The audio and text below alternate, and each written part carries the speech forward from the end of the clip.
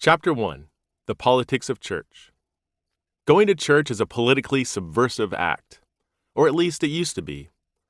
Most people who hear the word church today think of a church building with a cross hanging on the front wall, Sunday services and sermons, worship bands, sharply dressed families, and cheap coffee served with powdered creamer, or for the hipster megachurches, a Guatemalan dark roast with oat milk. But a first-century merchant in Corinth would have heard something very different. The original meaning of church was profoundly political. The Greek word translated church is ekklesia, and it's used all over the place in the New Testament, 114 times to be exact. Christians didn't invent the word, however. Ekklesia was a well-known political word in the Greek and Roman world long before Christians started using it to describe their communities.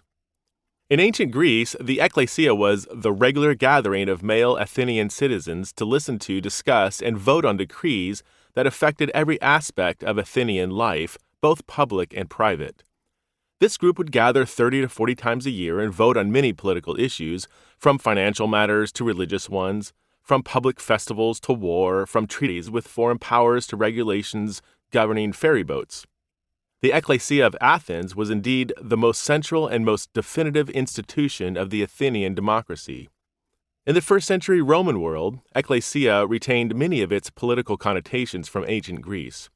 A civic gathering was called an ecclesia, where certain male citizens would gather and make political and religious decisions.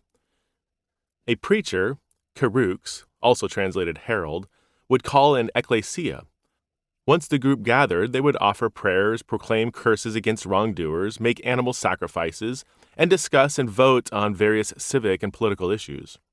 We can see this political aspect of ecclesia at play in the book of Acts. When Paul and his companions were in Ephesus, their preaching nearly started a riot. The leading citizens of the city rushed into the theater and held an assembly, ecclesia, to determine what to do with these Christian rabble-rousers. In other words, the pagan leaders called an ecclesia to figure out what to do with Jesus' ecclesia. It is noteworthy, therefore, that Paul and other New Testament writers referred to the gathered body of believers as an ecclesia. There were other terms they could have used, like synagoge, place of assembly, or koinonia, fellowship. Instead, they deliberately chose ecclesia, a word packed with political meaning. This is where our watered-down, depoliticized understanding of church can mislead us. It fogs up our interpretive lenses and prevents us from appreciating the true scandal of Paul's message. Paul didn't throw Ephesus into an uproar by doing churchy things like preaching sermons about a private savior who touched hearts without touching politics. Rather, Paul proclaimed that Jesus is Lord, and this was a politically disruptive thing to say. Paul's gospel, in fact, destabilized the entire economy of the city of Ephesus. People were converting to Christ and therefore leaving behind their idols, which is bad for business if you're an idol maker.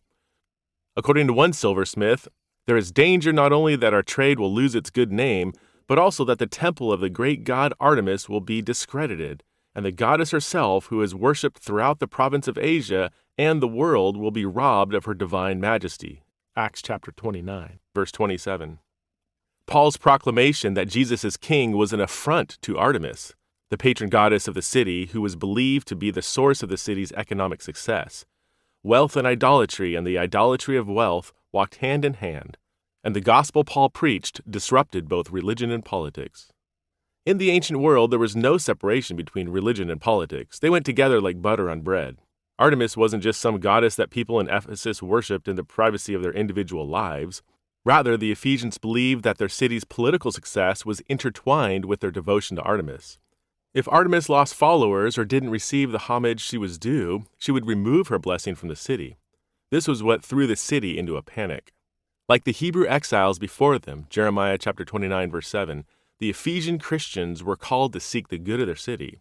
But they weren't called to prop Jesus up next to Artemis or Caesar to form a dual allegiance. Shalom would be manifest in Ephesus when colonies of heaven carried out the divine mission to be a light to the nations, to practice and promote the upside-down values of Christ, and become a faithful presence in the city. Yes, this might have an effect on your job, your bank account, and your reputation. High-status people might look down on you for hanging out with immigrants and women and slaves and such. The gospel might interrupt your vision of making Ephesus great again. But the political task of Christians is to be the church,